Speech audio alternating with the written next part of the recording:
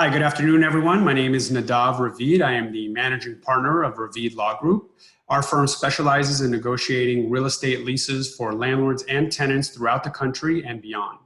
Today, we have a great interview of all the top real estate brokers throughout the country, and we asked them a series of questions about where they anticipate the market is headed in light of COVID-19. They had some very interesting answers that I think you'll enjoy hearing.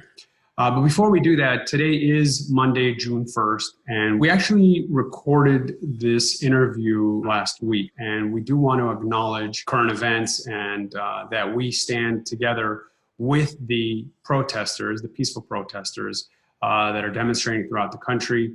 And we are committed at RLG to doing everything we can to help bring meaningful change so that we don't find ourselves in this situation once again.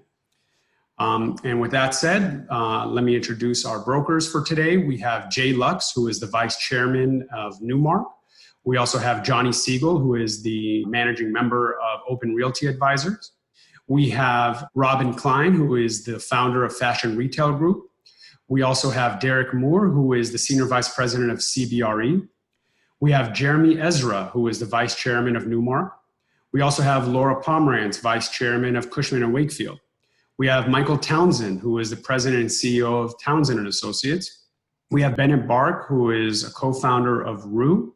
And we have John Auber, who is the president of the Auber Group. Together, these brokers represent the top retail brands throughout the country, including, and just to name a few, Apple, Amazon, Adidas, Abercrombie, Peloton, Equinox, SoulCycle, Mendocino Farms, Sweetgreen, Chick-fil-A, Restoration Hardware, Tiffany's, Lululemon, Bonobos, Lucid Motors, and Warby Parker. Again, just to name a few. And here's what they had to say. Where do you think rent will be in the next 6 to 12 months? Is it going to be down 10%, 20%, 50%, about the same? What do you think? Be all over the place, honestly. It's probably going to average 30%, average, give or take. There are a couple deals where I'm seeing the rent not change much, but give some free rent. There's probably going to be a 30% or so drop. Like if you come back and you want to do a deal, I'd say that's a fair number, but I can give you 10 examples that are all different and none of them are going to be 30. They're all going to vary. Somewhat lower for now. And we played a game on the phone the other day with a client. Let's play Name That Tune. They said it's going to be lower. So well, let's talk about how much lower. And we played Name That Tune, and you went by 5s and 5% and 10 and 15. Look, I don't think anyone's going to jump at 25 or less today. But it's pretty hard to not want to play Name That Tune and settle in the 20s, kind of feel. And if you're going to ask me to do a deal today and not push and not get anything new, it's hard not to say it's a 20%. I don't care which side of the deal you're on. But maybe you paid full rent, you just got a XYZ on timing or on a location. So it's not always about rent, but it's about something. And look, across the board, it's supply and demand, it's rent follows sales. And sales are going to be down for some period of time, so there's got to be a reduction to handle. I think just as any time, traffic and sales on the center drive rents. So if we're seeing that the guests are now have a little bit of a habit of shopping online. I think it will be geographical as well. Here in the United States, different areas where people may be able to go into stores, or they limited about how many people can go in. So I think that it's going to be driven, as it always is, if traffic drops on a center, if sales drop, if individual stores are not able to move their clientele through the store. And, we're also going to see that retailers are going to have increased costs. I mean, the things that are going to need to be put in place, many different provisions are going to obviously impact occupancy cost and margin. And I think that will be part of the negotiations on rent. Certain retailers, particularly those in that food and beverage sector, right, our restaurants are saying, we're not likely to make any money over the next couple of years. So for that reason, we want a percentage rent only. If we have a significant increase, hey, landlord, you'll share into that. And by the way, let's use those 2 years as a model for going forward on how we establish a base. So maybe we're going to take 80%, 90% of what we're achieving from a percentage rent standpoint, make that our new base, and then we'll do our normal 3 to 3.5% escalations. I'm being asked this question a lot. I am personally, and I've been representing either in-house or representing retailers for 20 years, and I've become more data-driven over the last several years, possibly due to some work that, with Amazon, which has been helpful to me in sort of the next stage of my career. But so what I've done is, instead of just crystal balling like we maybe would have done in the past and saying it feels like there should be a 30% drops in rent, I've been trying to find any sort of data sources that could help come up with a hypothesis on where rents will go. One thing we've done is I've leveraged the Newmark research department to go back to the 2008-2009 financial crisis and come up with hard data based both in New York City and sort of malls nationally on what happened to rents when they went from their height in 2007, 2008 with a frothy market to their low point. And what we found was that in that sort of year to year and a half period, there was very little activity, but when it hit a low point in 2010, it was a 27% reduction from the high point. What I think is interesting in comparative purposes is that retail rents have been going down since 2016. So we're already on top of a very challenged retail market, other than in the sort of prime, or certain neighborhoods or certain growth cities like maybe Texas or California, where rents, especially New York City, have been going down significantly. In some submarkets, 30 to 40%. Madison Avenue is a great example, Broadway, Soho. So on top of that significant slide from 2016 to 2019, 2020, what will the additional slide be? I think in the 20 to 30% range. I think some of the streets that have gotten exorbitant, they're going to continue to come down. They've already started to come down, but I think they're going to continue to come down. And I do think that there's going to be some more vacancies, and that's going to push the rents down as well. But I do think rents are going to come down somewhere in the 20s. I got to go McEnroe on this one. Okay. Are you serious? Are you serious? You got to be kidding me. Thank you for keeping listen, it. I think rents are coming down. Listen, we've been waiting for a decade for the other shoe to drop. I've been, I've had the ear to the ground and saying, what the hell? And the other shoe didn't just drop. It was like two ski boots falling down a flight of stairs. That's all I can say. So one of the real estate brokers that participates in our annual survey is John Aber. John is the president of the Aber Group and has been doing this for over 30 years. John couldn't record on video with us this year, but he was able to send us his answers. As far as where rents are headed, John believes that rents are obviously going to drop. He thinks that the new deals will actually get structured based on percentage rent for the next 12 to maybe even 24 months. And then after that, the rents will reset based on how those percentages come out and how the retailer sales recover as a result of the pandemic. A lot of retailers and landlords have been talking about what do we do about our rent for April, May, maybe even June. What kind of deals are you seeing out there between landlords and tenants? I think it's still, to some extent, it's back to real estate negotiation 101, which is that a lot of it has to do with leverage point. How bad does somebody need you? Are you near an end of term? Is there some provision in your lease that the landlord needs that you may sell away, as you're looking at it from a tenant standpoint, or vice versa? I think, look, flat out abatement, and certainly to any long extent, is not a common result we're seeing. You're seeing it maybe more for restaurants, maybe more for local tenants, tenants or people that you are worried as a landlord are not going to be around, or you really need their reopening as a generating moment. So certainly some of those bigger restaurants, the big anchor type restaurant is where you're seeing abatement. I think what we're seeing more is deferral. which is no more than a loan, right? A deferral payback at some point, 21, 22, 23, whatever, most of them not going out that far. We're certainly seeing some of that. What we're kind of seeing more of now that people are seeing opening is closer to tomorrow, is we're seeing maybe you pay taxes and you pay or a common area or a portion of that, and then you pay X% with the remainder, the shortfall, being a deferral. So that there's a current stream with a deferral. But if you have talked to a retailer the other day, they have 50% of their deals coming up for renewal within the next 12 months with a major REIT. It's a whole different game.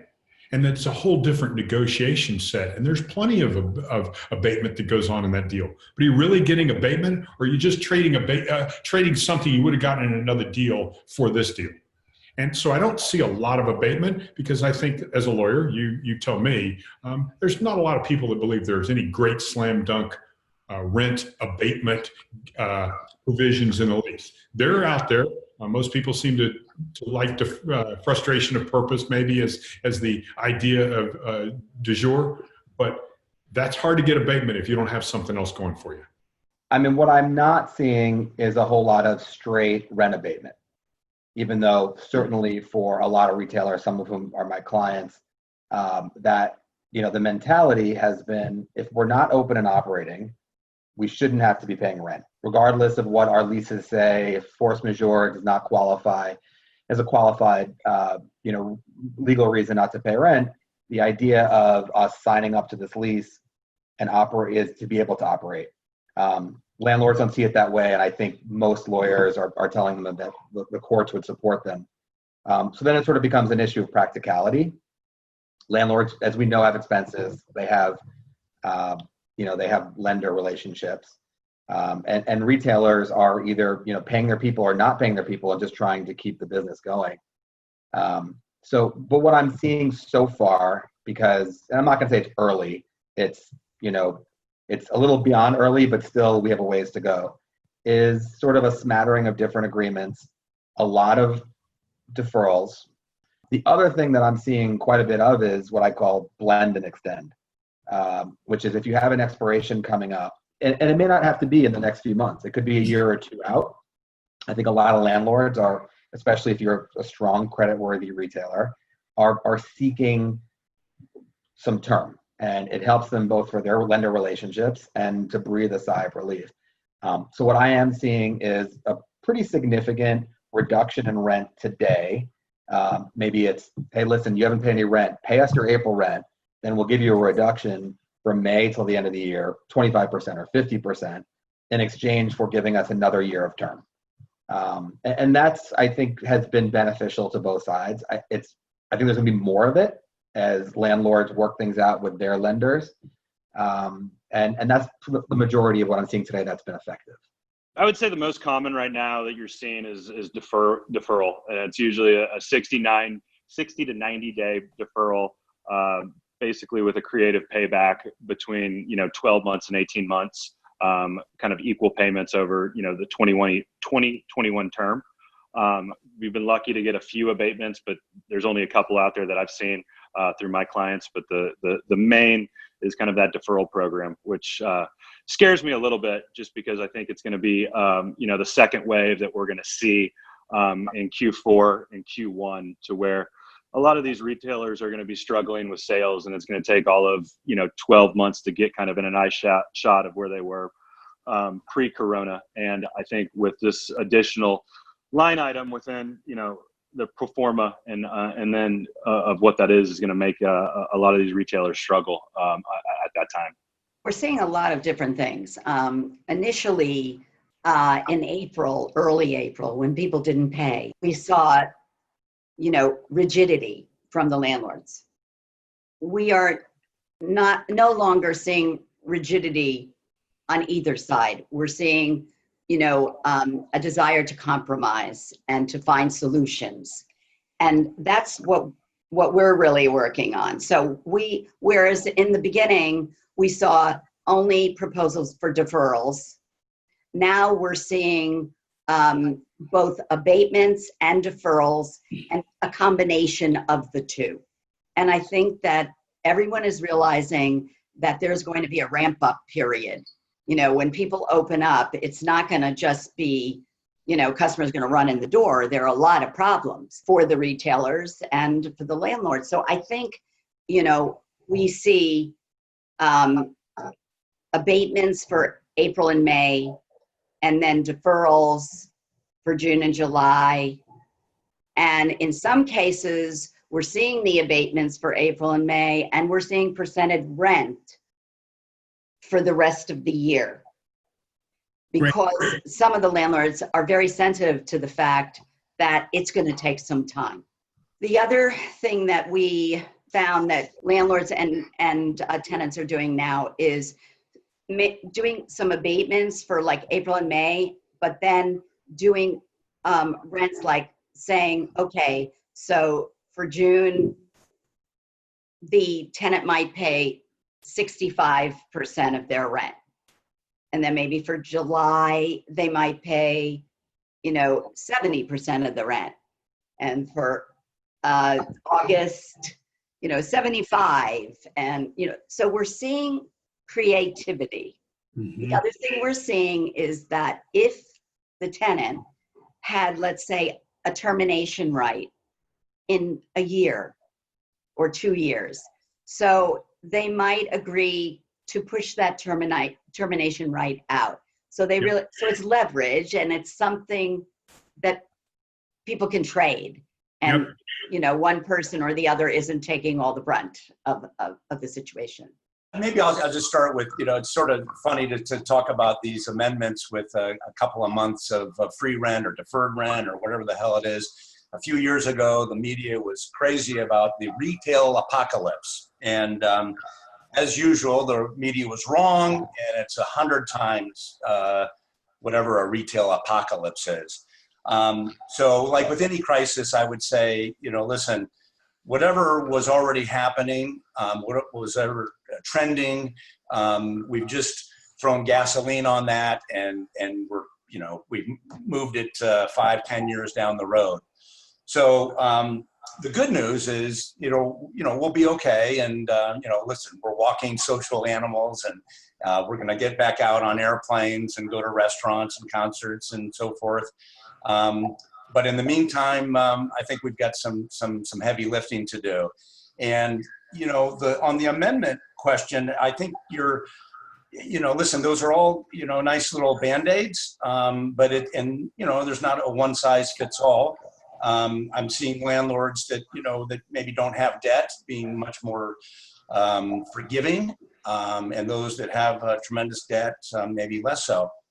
I think the deferment has been the sort of the go-to, and kicking the can down the road and putting it onto the end of the term, or extending the term, or something of that nature. But I think the bigger picture really is that I think we're going to be in this movie again. I think, you know, it is maybe like a sequel to the COVID amendment. There's going to be COVID Amendment 2, which is when we really, where the rubber meets the road, and maybe that's in 12 or 24 months. So in the interim, you know, we're trying to survive so that we can thrive down the road. But we definitely have another hurdle down the road. In March, the first thing that was happening, we were getting calls where all of a sudden the tenants were saying, I can't pay rent, what am I going to do?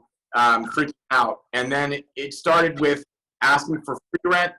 And then one of the malls, Irvine Company, came out with something that went kind of viral in the real estate world: 3 months of deferred rent to be paid back in 2021 without interest. And I think other malls did similar things. I think they wanted to get ahead of all the tenants hitting them at one time. They didn't want to have different deals with different tenants, although I'm sure there are thousands of different deals with different tenants, even at malls, not all the same. But that was the precedent they set. In my own mom and pop world, up to the Rodeo Drive world, which I do both, I'm not speaking for a mall. I speak for street deals. We, in some cases, were able to work out some free rent where a tenant got 1, 2, or maybe 3 months free, although not many got 2 to 3, I'm telling you. It's not as many as I thought.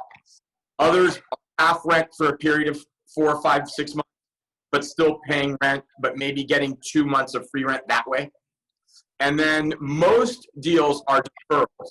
What we're seeing most common has been that deferral option, where landlords have been preferring to see tenants, that the portion of the rent that they were looking to see excused, but to have that, as you said, tacked on to the rent and paid over approximately another 18-month period of time. Sometimes 12 months, but 12 to 24 months has been commonplace.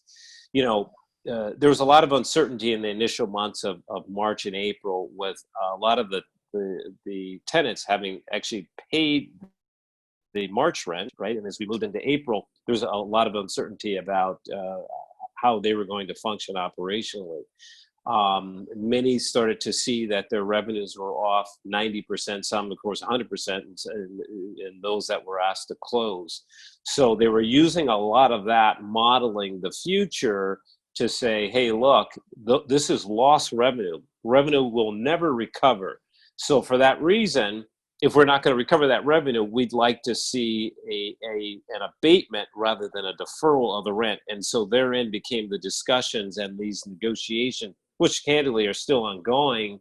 But again, to sum it up, the preference has been, and both parties have seemingly agreed on some sort of a deferral measure. Now, as we see some of the loosening of the restrictions come into play, and if revenues are down permanently, I think you can start to expect to see a push for some forgiveness on the part of tenants saying to landlords, the abatement is not, rather the deferral is not really going to help us. We need some sort of a forgiveness or a permanent restructuring of the rent.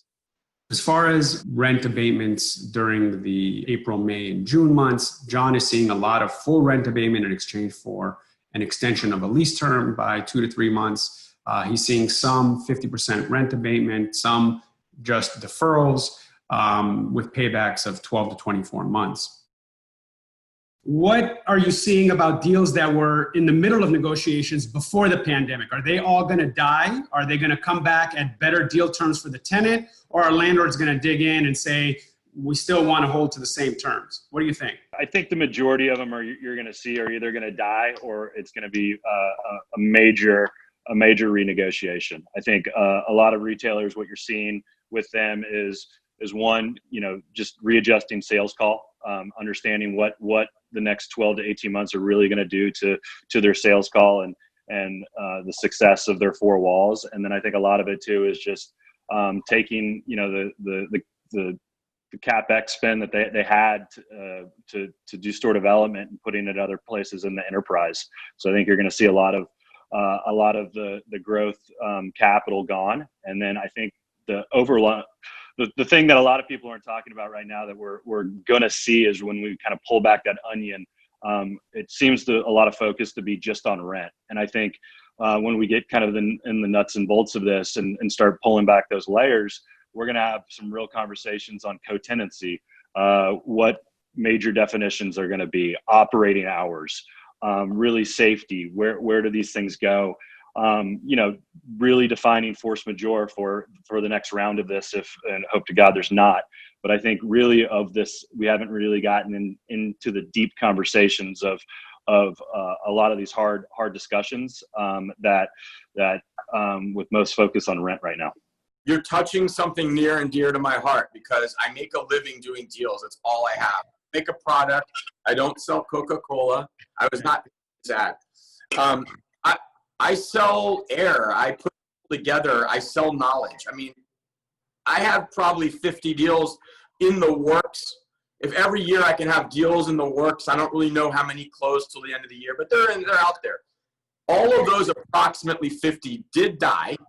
And I've had a few kind of come back, and 1 or 2 of them was free rent till January, send your security deposit, and I'm now back trying. Some of those deals have disappeared. They've just gone away. Others have absolutely gone into a renegotiation where we're seeing the rents reduced as much, or the ask to reduce those contracted rents 30 to 50%. Wow. Yeah, and I think you can expect certainly over the next 12 months, but most likely over the next 24 months to see that continue. If those deals are going to remain, the tenants are going to expect as much as a 50% reduction. And again, remember, they are now operating or going into a period where of absolute uncertainty.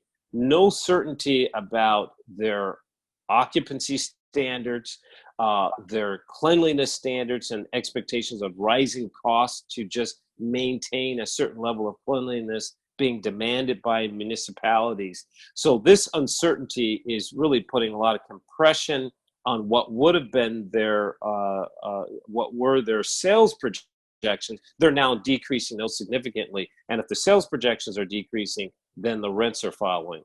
We do see significant amount of the pushing out to 21. We do not see them all dead, and we actually went to Lease on something last week for one of our national exclusives, and we do see some renegotiating if it's done in a respectful way, back and forth. Mm-hmm. And we think that while some of them will fall apart, if the deal was good enough to really get completed, it will get completed. There might have to be a little bit back and forth, but it's going to get completed. And I felt much more hopeful after this one deal did go forward and did go to Lease. Yeah. Because I think that there are opportunities for both sides. And if you look at those opportunities, instead of looking at everything in a negative way, you know, I think there will be a way where people will find a way to complete things that make sense to complete. I don't think there's possible that you're going to go forward with many deals without changes. As a retailer, you have to go to your boss and say, "What did I get? I bought a house in Boca in the midst of a hurricane coming in off the coast. Why did I buy it?" Is what you'd say to yourself. So your boss says, "Hey, you're in the midst of a hurricane. What's the win here? What did I get for doing this now?" So if you did it now, which is you didn't push it, which is what a lot of them are, just push, let's see what happens. Landlord doesn't want to flinch yet. Tenant can't do it now. So you get a push. But if you're not going to get the push and something, it's a push and, I don't know, did I get a location I wouldn't have gotten otherwise?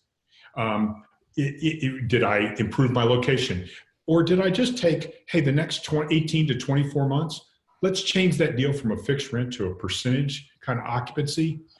Cure the ills for now. I'm not asking you to take a 10-year hit to your occupancy costs, landlord, but you do have to recognize I'm in the midst of a storm and you got to give me something to entice me to do the deal now. Well, there's not enough deals that we're in the middle of to feed the pump for the next 24 months. So I think, you know, the short answer is we're going to be getting deals done that we were in the process of, not without some tweaking, particularly as it relates to timing and material adverse clauses and things of that nature.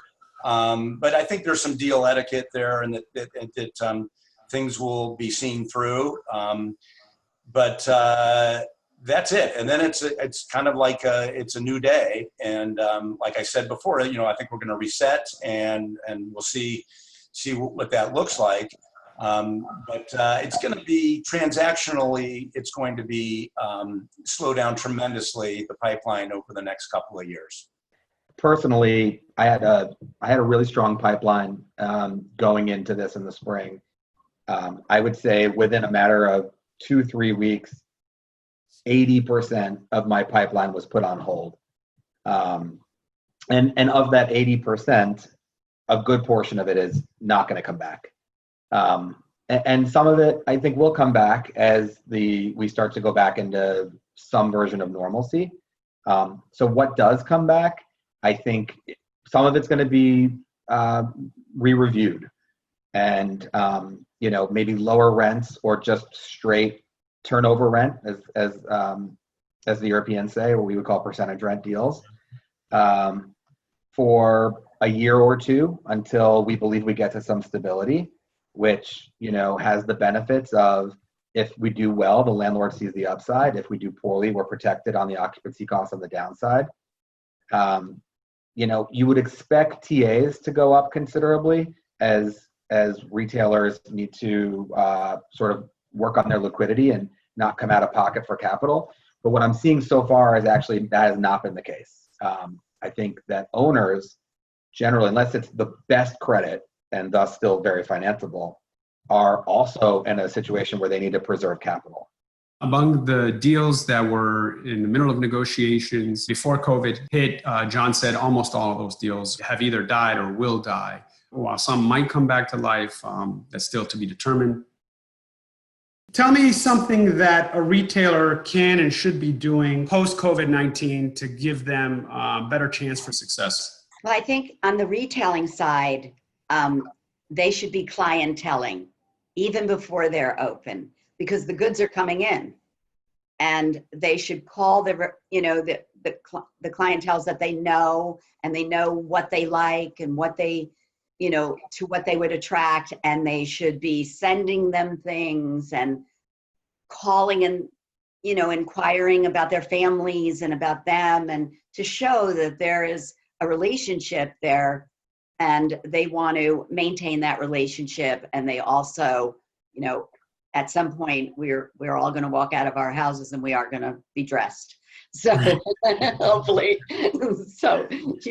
I think you should be sending them things and getting them hopeful and making them feel excited about the future.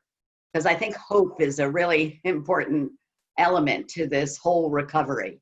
I think that everyone really will need to listen to what their clients' needs are. So if somebody, I think probably even what we've seen as we've started to open back up is trying to alleviate tension and anxiety as much as possible. If people need to line up before they go into a store, I think the best thing to do is communication. Communicate with your guests what your what your MO is going to be. I mean, how are you going to operate the store now to serve them, but yet still keep things safe for your own employees and for them?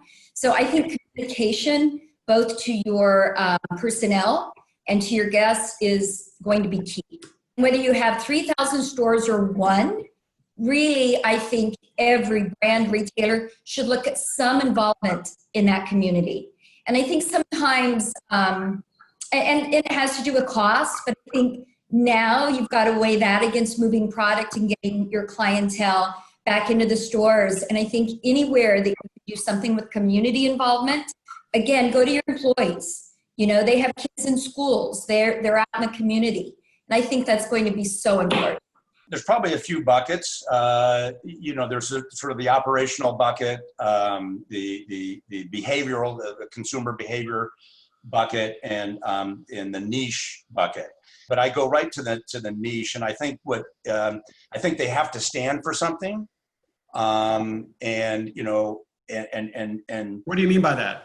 Well, I mean, like in terms of you can't just be a commodity trader. You need to have, and again, you can use some of the buzzwords of you need to belong to a group. You need to belong. You need to. There might be a social cause. It might be there, but there's got to be sort of a transformational experience that happens when you are a customer or a guest of a particular retailer, restaurant, entertainment venue, whatever it is. It's something that there's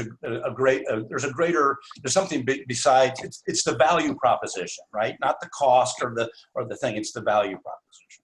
It's really going to be the focus on that customer experience, that true customer understanding what they want, really understanding how they're going to feel safe shopping in your four walls, how how are they going to feel comfortable coming back into them? Is it appointment-based driven? Is it more of a guide shop model? Is it really kind of understanding what that looks like and really trying to figure out how to make a good reason for that customer to come back?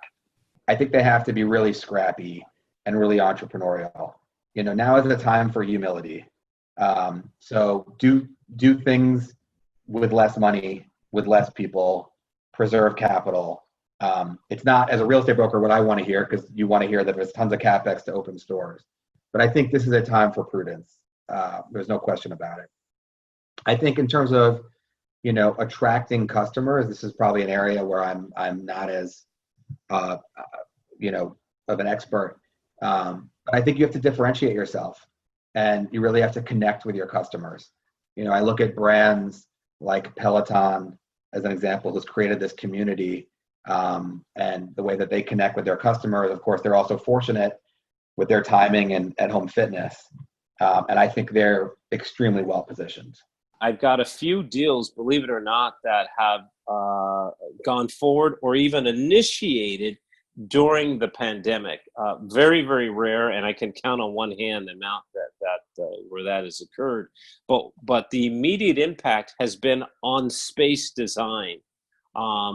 Restaurants, I think large and small, and again, that footprint does seem to be shrinking, are adding a takeout window, a delivery component, in preparation for either if we were to have a second wave or just in a normal state of business going forward. So I think retailers can take a look at, there's so many things, but one, operationally, it's really their store, restaurant, or unit design. Two, there's going to be significant new expectations on employee cleanliness, how you're interacting with the public, how you are cleaning your facility on a daily, on an hourly basis, particularly those in the food and beverage segment. These are things that are going to be recommendations that we'll see come from the CDC, that will come from our local leaders, that'll even probably come from some of the national trade associations for their membership. So, I would say that most are probably paying attention. If they're not, they're going to need to pay attention to those things. There's going to be added costs and certain new procedural standards on expectations that the public will demand and the municipalities, I think, will require as well. As far as what retailers should do to improve their chance for success, John has been touting this for many years now and is really emphasizing it this year more than ever, that retailers really need to focus on their technology. He anticipates that retailers that will succeed will have implemented contactless transactions with pre-orders, pre-pickup, reserving fit rooms with pre-selected items, basically everything that technology can do to help the retailers and their customers have a seamless transaction. What will it take to get you out of the house? When I go out, I want to be even more rewarded than I was even already thinking you needed to reward me for being outside my house. I want an experience, and I want to be treated right by a retailer. And that was obviously already happening, that experience retail idea. But it's going to have to even be more better. It's going to have to be better. It's going to have to be one you really reward me for. What about digital marketing? I think if you can really focus on how to do the digital marketing spend to keep yourself relevant and keep the customer understanding who you are, and then moving towards how to close that customer when they're ready to be consumers again, is really going to set you apart in the next 12 months. What do you envision with all the product that didn't sell while stores were closed? Or do you think the outlet business is going to be booming with lots more product? I do. And whether or not that will be a short term, meaning, 6, 12 months, I think there will be pop-ups that brands will want to do to get their product in that's been sitting on the shelves. Certainly we know that some of that may be moved online, but I think the outlets provide a great opportunity for the tenants, maybe even tenants who aren't retailers who aren't in outlet, to do some type of a pop-up, in some of the outlet stores or outlet centers. What should a landlord be doing to help the retailers achieve success, and by that, helping themselves achieve success. I think if a landlord shows a tenant that they indeed are interested in them, ideas, creative ideas that will show that you really care. And, maybe it's, what, do you think we could extend out in the front where we could do a coffee bar right out in front where we can make it more congenial and people hang out a little bit more and it's more, just a little bit more friendly. And so people will spend more time, at a shop. For landlords, I think it's really working with the community on which they are and putting together safe events and really kind of pulling together, tenancies and creative ideas to really educate the customer to come back to those shopping nodes and really understand kind of what they're doing, the safety protocol of what they are, and really kind of figuring out what those things are. What about mixed use buildings? There's going to have to be certain procedures in place on traffic flow. I think even, we're hearing this going up into the level of air quality with a certain standard of filtration systems in office buildings where you have office tenants and retail tenants alike.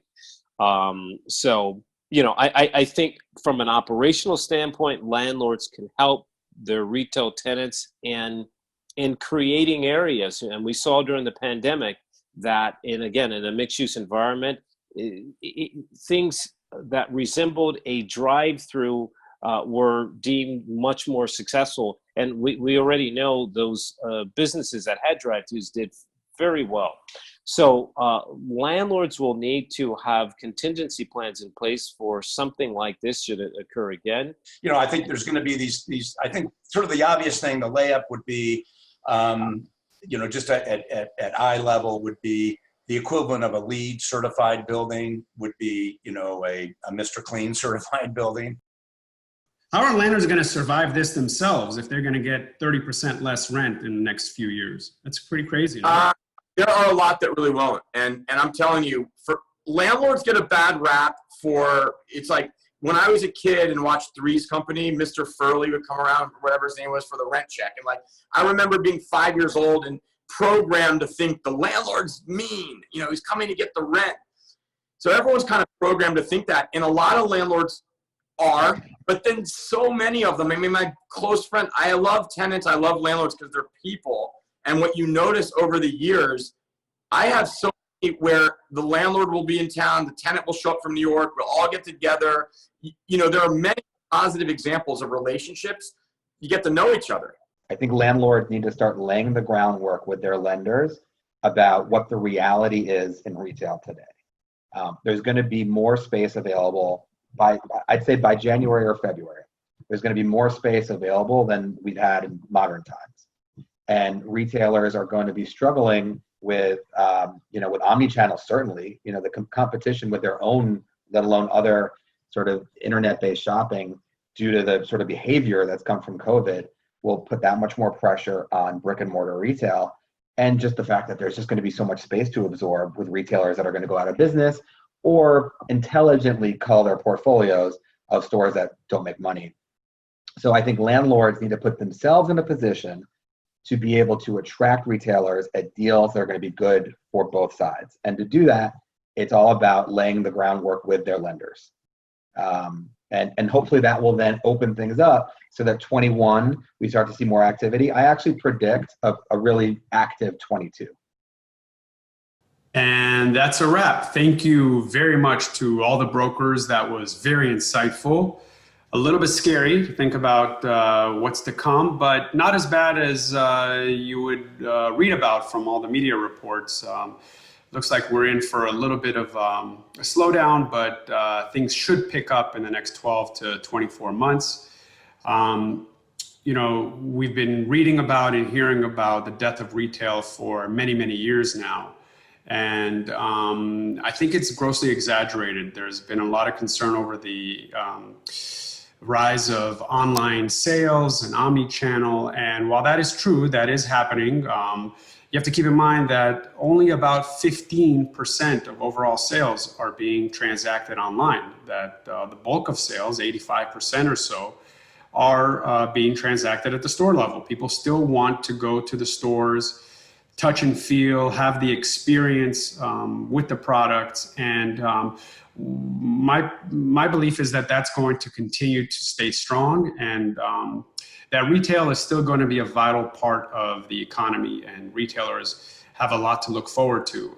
Yeah, it is true that the death of old and tired retail is taking place, but there are plenty of new, innovative brands that are coming onto the scene and expanding and growing with the customer base. And we definitely anticipate and are seeing that those brands are doing quite well and will continue to succeed. I'm generally optimistic that things will bounce back fairly quickly, maybe 6 months from now, maybe 12 months from now. And we'll see how it goes. Thank you very much. That's it.